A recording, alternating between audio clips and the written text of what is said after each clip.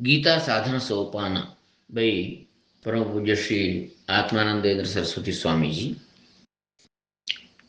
that we were seeing about Karma Yoga, examination of Karma Yoga. In continuation, today we are continuing it with on the page 52, 52nd page in the PDF format. Om Shri Gurubhyo Namaha Harihi Om Shri Ganeshaya Namaha. A cursory understanding of such an ideal state in which all duality has ceased may give the impression that a wise man remains like a stone, or that he even ceases to exist, since nature, Prakriti being absent, its effects like the body, senses, mind, intellect, ego, etc., will also have to disappear, and the bodily functions cannot go on. A corollary of this will be that there can be no jnani alive, and so no one will be left to teach the knowledge of Atman. It is obvious that this conclusion will contradict verse 34 of chapter 4 Bhagavad Gita, in which Lord has assured us that the knowers of Atman as he really is will teach a sincere seeker. Obviously, this doubt and all of its offshoots can arise only when there is an intermixing of the self and nature. All transactions, including teaching and learning, lie in the field of Prakriti, of which only a person who lacks the knowledge of Atman can be aware, thus leading to a mutual mixing up of one with the other. The aggregate or collection of bodies, senses, etc., which are the effects of Prakriti, has been created as a result of the karmas of previous births, and since with this present birth those results have already begun to function, they must play out. These activities that are now going on in our present birth are termed our prarabdha karma, meaning well begun, already come about, and there is absolutely no way that we can change it. It cannot be prevented and can only waste itself through its enjoyment or experience, as the arrow already shot has to die only after hitting the target.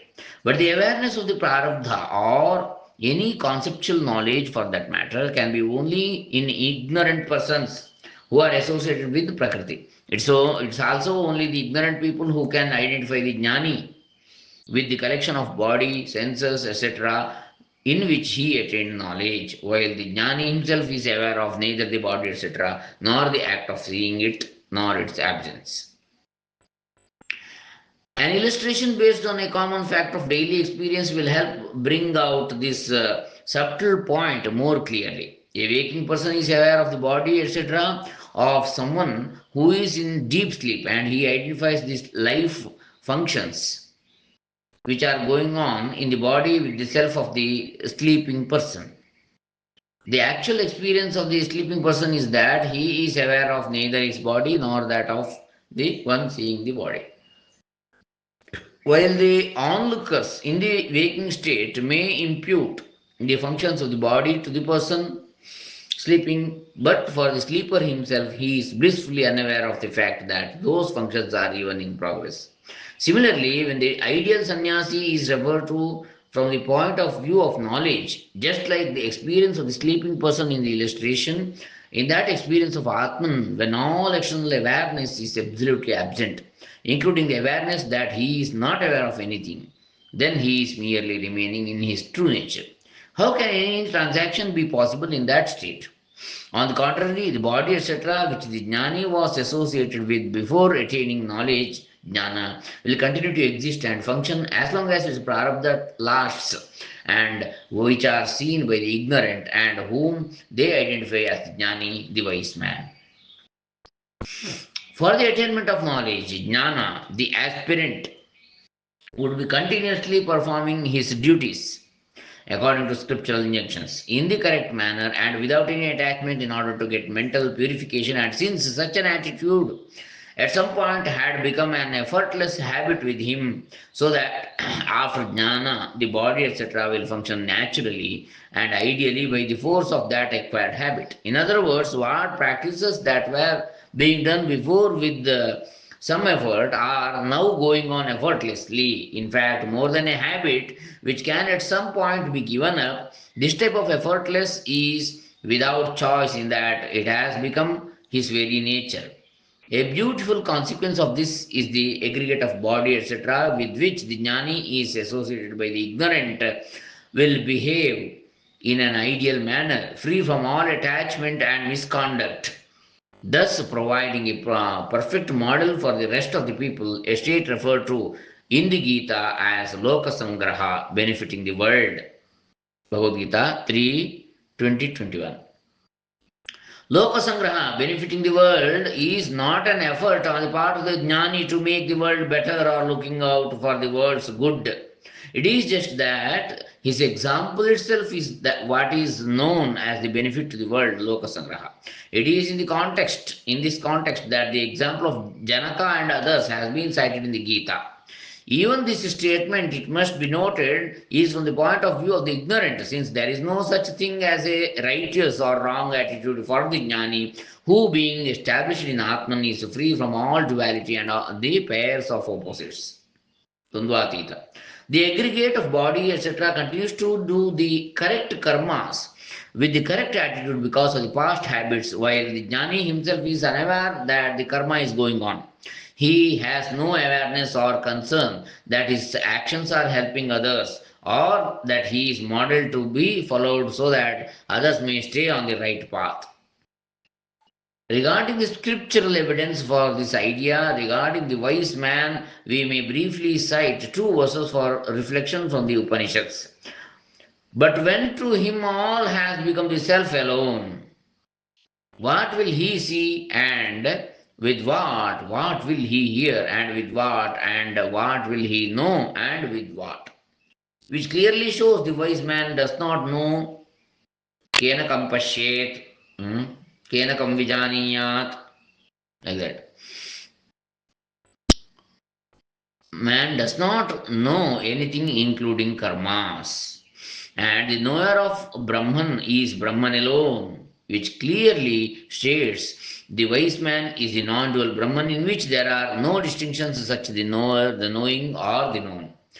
As this teaching is not easily grasped, we repeat, the real wise man, the jnani, is not conscious of the aggregate sangraha of the body, sanghata of the body, mind or ego at all. Even though the body and senses are seeing differentiated objects of differing gunas, to the jnani there is only the universal self, Atman, and in spite of all the forms that the body and the senses perceive, the jnani remains as the unblemished Brahman. The Lord says, all his karmas have been burnt by the fire of knowledge. Jnanagni dagdha karmani. Thus, for the jnani, the natural tendency for actions to sprout into fruits has been destroyed. In this light, the statement of the supreme wise man, the Lord himself, becomes clear when he says that in spite of having created a social order based on birth and work, he should not be considered as its creator. That task has been accomplished by an assumed body while he remains in his pristine purity of oneness, neither the creator nor the experiencer. The beauty of this viewpoint is that whoever makes an effort to perform karma in this way, just as the Lord does, the karma action becomes no karma, no action, and will not become a cause for rebirth. Next, the import of the Gita. Item number 1.10. Page number 56. It is to attain this stage whereby karma becomes no karma, naishkarmya, that the Lord's teachings are primarily directed. This attainment of the state of actionlessness, in fact, may be said to be the main import of the Gita, Naishkarmya Siddhi. There has been much discussion among students of the Gita as to what exactly is its real import. Efforts have been primarily directed towards the principle called commencement and conclusion. Included among the 6 cardinal principles of the Mimamsa school used to determine the true import of a text. Some have advocated that the commencement should be placed at verse 1 of chapter 1 of the Gita, since the whole teaching was caused by Arjuna's despondency. They also say the conclusion of the teaching should be at verse 73 of chapter 18 Bhagavad Gita, a verse that is neither the end of the text nor the teaching. Such a closure would seem to suit their theory, as Arjuna assures the Lord, "My illusion is gone, memory returned, and I shall do as you direct." Which shows that a result of the teaching, Arjuna wanted to act and not run away from action. Act he did, but Arjuna could not have ignored the Lord's warning in verse 18.63 Bhagavad Gita, where he asked him to do what he desired. Besides, the Lord has disowned all responsibilities for actions, the agency for the action, as well as the relation between action and its result in verse 4.14. As the perfect Jnani, why should the Lord embroil himself in anybody else's actions? Above all, Krishna, Paramatma, the Supreme Self, has not merely asked Arjuna to fight, but has requested him to do some other things as well, such as not being attached to the fruit of that activity or to the activity itself. In verses 2:18, 3:30, and 11:34 in Bhagavad Gita, Krishna has asked Arjuna to fight, and in verses 2:31 to 36, he has elaborated on the consequences arising out of not fighting. In the first place, we should note that it was not by the instigation of Paramatma Krishna that Arjuna came to the battlefront. Having appeared in the front of the battlefield and then moving away from it would be most unwarrior-like, especially for a warrior of the stature of Arjuna. Secondly, fighting at the outset represents all the sanchita karmas, accumulated actions that were now accruing for Arjuna, over which he had no control at all. Finally and most importantly, Paramatma has asked Arjuna to do yoga, and one should not forget that the whole direction to fight is not literally against the opposing camp, but to fight the annoying enemy, desire, within one's own self. That is the real fight. We have the important Mimamsa verse which runs as follows. उपक्रमोपसंहारो अभ्यासोऽपूर्वताफलम् अर्थवादो प्रपत्तिश्च अर्थवादोपपत्तिश्च lingam tatparya nirnaye, which means that in determining the exact purport of a text, the 6 indicators are its commencement and its conclusion. Upakrama upasamhara. Abhyaso apurvata phalam, the repetition of ideas, abhyasa. Something novel, apurvata, not previously known. Phalam, a benefit. Arthavada, the praise of that. Upapattischa, reasoning to support that idea. This Mimamsa Sutra refers to the 6 principles used in that school of philosophy to determine the true and ultimate purport of a text. The argument above has assumed that the Lord wanted to turn Arjuna's mind toward action, which before the Lord's teaching was leaning towards sannyasa. But this is not acceptable. There is no evidence in the Gita for any such assumption. When Arjuna bemoans that it would be better to eat what has been begged, the type of sannyasa he has in mind is more an escape than a mode of living, albeit born of his incapability to see his own dharma, as he himself admits. But there is a stronger argument against what has been stated above, that the purport of the Gita is to engage in action. Even though the cause for the teaching was Arjuna's despondency, this introduction to the text was essential to link it with the rest of the great epic Mahabharata, of which the Gita is an integral part. Otherwise, if the teaching had started without this link, it would be impossible to read the text as being related to the main book. Arjuna's despondency arose out of arose out of illusion, moha, and the teaching concerns itself with the clearing of this illusion and not describing Arjuna's state of mind or his justification for it. Therefore, if we confine our attention to the actual teaching, which is the subject of the text, then there should be no dispute that the commencement is with verse 2.11 and the conclusion of the teaching is at verse 18.66. Earlier than 2.11, there is a description of Arjuna's state of mind, and after verse 18.66, the portion deals with the qualifications for a person to be fit to receive the teaching. Taking these two verses as the starting point and conclusion for determining the import of the text as criteria provides a beauty to the understanding of the text itself. Verse 18.66 carries an assurance from the Lord that by surrendering to Him through the abandonment of all sarvadharman parityajya mamekam sharanam praja aham tva sarvapapebhyo mokshayishyami mashuchaha. Through the abandonment of all not self, including the ego, all his sins will be removed. That the final import of the Gita rests in knowledge alone has been mentioned previously in verses 4.37-38 and specifically in 4.36, where it is assured that by the raft of knowledge alone, even the worst sinner will cross the ocean of samsara.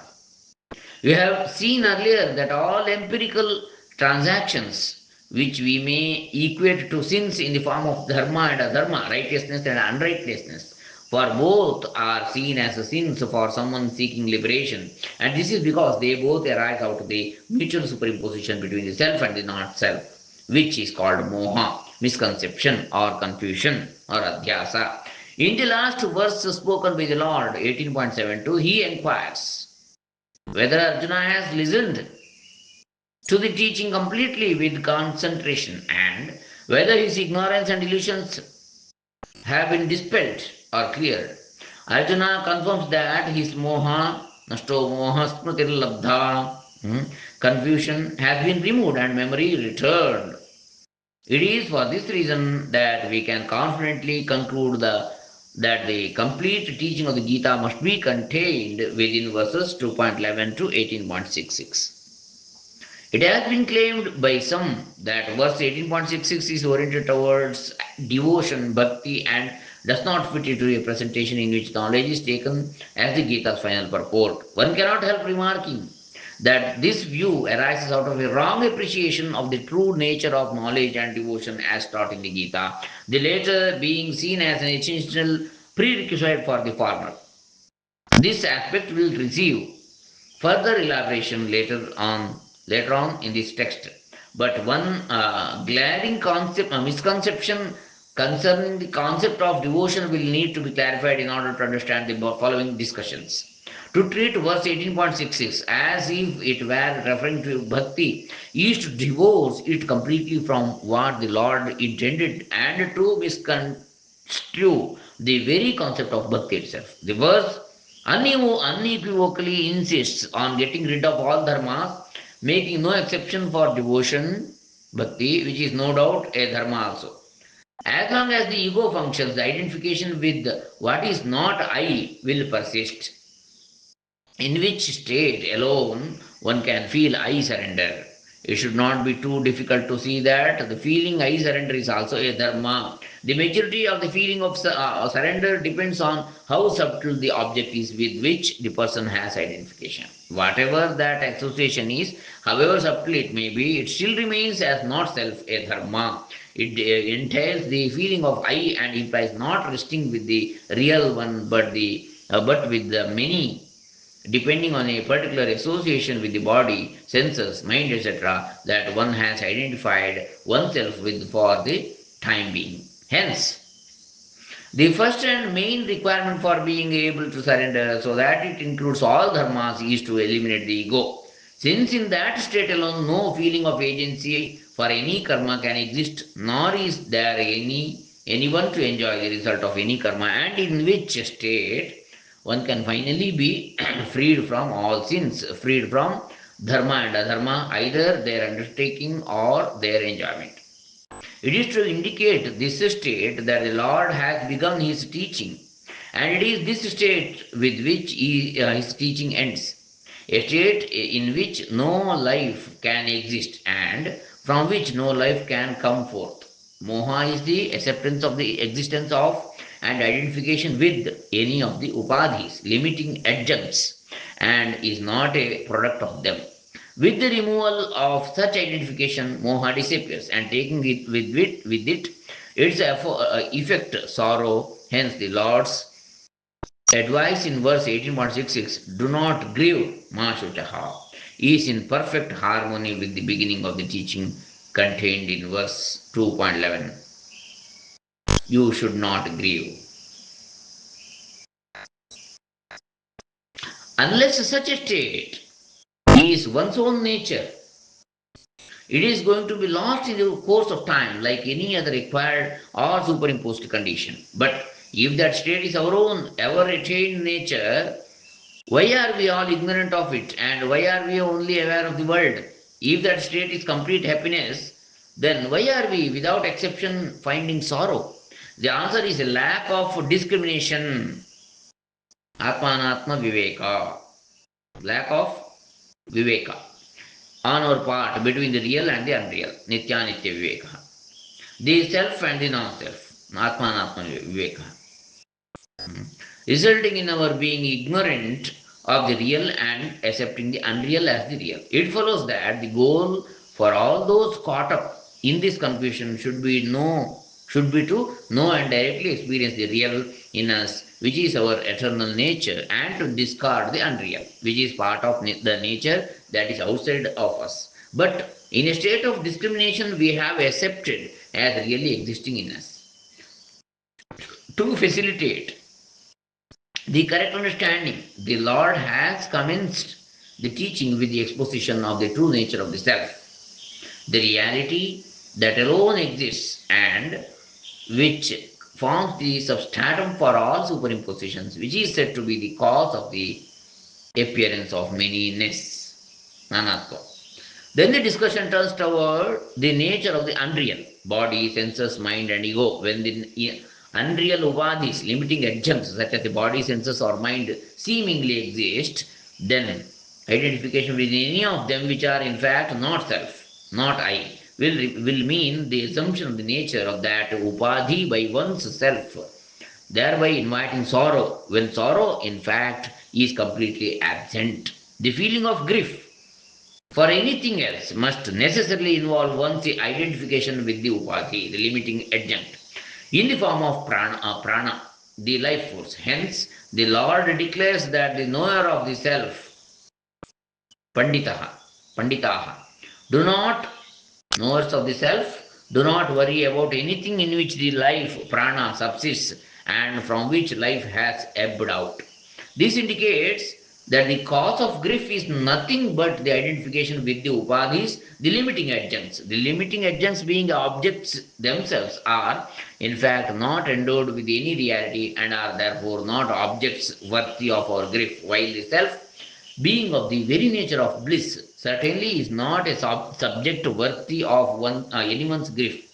Hence, when the cause of grief, the limiting adjuncts and our identification with them, which itself is moha, confusion, and is completely annihilated, then one is freed from samsara. This is precisely what the Lord intended to convey with his instruction beginning in 2.11. When we understand verse 2.11 in this way alone, it will then be seen to be in perfect harmony with the import of verse 18.66, the final conclusion of the teaching. Even if an aspirant does not attain the experience of actionlessness, a yogi is said to have transcended karmas and the results of Vedic injunctions. Here, by the word karmas, scriptural activities are being indicated as mentioned in 2.42 and 43, 2.46 and other places such as 9th chapter. Since the seeker's aim is to cultivate the mind, and since such karmas as taught in the Vedic scriptural injunctions, what is to be done and not done, are a hindrance in that process. It is therefore obvious that even from the beginning, such karmas must be curbed. When the seeker gets more involved in wanting to know the nature of the Lord in relation to himself, he neither has the mind nor the time to seek the promised pleasurable results of Vedic karmas. Here, that Jijnasu, the one who intensely desires to know the nature of the Lord, goes above scriptural karmas. Again, we are told that among men, one rare person seeks to reach Siddhi, the desire to attain perfection. Among thousands of such rare seekers, and especially rare one whose effort is steadfast and who, through accumulated effort, has purified himself of the entire veil, woe, and dross in his mind, he reaches this Siddhi, perfection. This is what qualifies him to realize the Lord as he is. Bhagavad Gita 7.3. It is such a person who is fit to get the knowledge, and that is indicated by the term Artharthi, the one whose sole object is the truth alone. In verse 7.16. Jijnasu. In Bhagavad Gita verse 6.29 and elaborated in other verses of the chapter, it was revealed that by dhyana yoga one can achieve a state of knowledge whereby it is seen that the self is in every being and every being is the self. Of all the yogis who are struggling to get this knowledge, the one who deposits his mind in the Lord and is devoted to the Lord is considered the best, thereby indicating that without devotion it is not possible to achieve perfection, siddhi in yoga or jnana, knowledge. So, the way to know the Lord without any doubts is to perform yoga with the mind completely linked to the Lord. In addition, the scriptural knowledge that one may have of the self should transmit itself into its direct intuition. In the seventh chapter, by delineating the higher and lower prakritis, natures, through which the Lord has shown as the ultimate cause for the creation and dissolution of the whole universe, it becomes obvious that the universe must be Bhagavan Maya, made up of the Lord. Here, the word Maya means being full of or not separate from Him, but being full of Him or not separate from Him. But to reach this stage of identifying the universe with the Lord, the mind must be weaned out of its craving to see each thing as an individualized being different from the Lord. The first step in such a practice should therefore be to see an element of the Lord in each being and see that all beings would cease to exist except on the authority and presence of the Lord. To facilitate this, the vibhutis, the glories of the Lord, who have been elaborately described in the Gita and will be later discussed under the topic of upasanas, meditations. The type of discrimination used in verses 2.30 and 2.13 of the Gita illustrate the approach to be used by an artharthi, the one solely devoted to the truth. Artharthi or jnyasu. In the first verse, 2.30, the indestructible nature of Atman is shown and the ever perishing nature of everything that is not the self. The Lord concludes that the all pervading consciousness in all things does not perish even though the non self is continuously changing and thus perishing. The other verse, 2.13, brings the exercise nearer to home. All of us are aware of how our bodies change continuously. Vasamsi jirnani yatha vihaya. The hairless mass that is born as a baby grows into a child, becomes a youth, and then grows old. In all these states, each body was entirely different from the preceding or succeeding one. The previous one getting destroyed, or to put in it to into popular parlance, dying. All of us feel and function as if the child was the one who became the youth, who is the same who has now grown old and who will someday die. Hence, whatever the popular conception of death is,